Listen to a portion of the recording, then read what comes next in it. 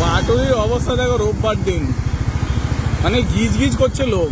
Actually ব্যাপারটা কি, গত কিছুদিন ধরে বৃষ্টির জন্য পাটুলি একদম খালি ছিল, আমরাও এসেছিলাম।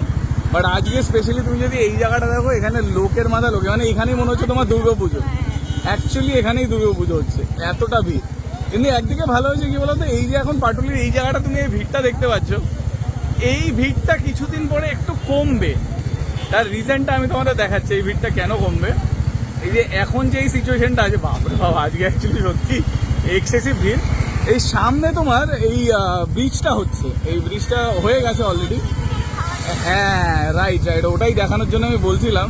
আজকে ভিড় মানে মাথা খারাপ হয়ে যাবে ভিড়ে। এই যে এই ব্রিজটা হয়ে গেছে, এটা হলো যে বাস স্টপেজ আছে, এপাশ থেকে ওপাশে যাওয়া যেত না, এখন এই ব্রিজটা হয়ে গেছে। তারপরে যে জায়গাটা তৈরি হয়েছে, দ্যাট ইজ গুড অ্যাকচুয়ালি।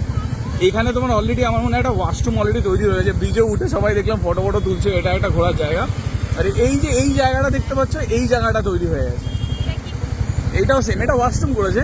আর এই যে এই দোকানগুলো যদি তোমার ইয়ে হয়ে যায়, মানে খুলে যায়, তাহলে কিন্তু এই জায়গাটাও বেশ জমজমাট হবে, এই জায়গাটা বেশ ভালো লাগবে তখন। তো বুঝতেই পারছো, তো তোমার পাটুলির কিন্তু সাবস্টিটিউট আর একটা পাটুলি তৈরি হতে চলেছে। আর এই হলো তোমার ব্রিজ, যেখান থেকে সোজা হাইল্যান্ড পার্কের দিকে যাচ্ছে।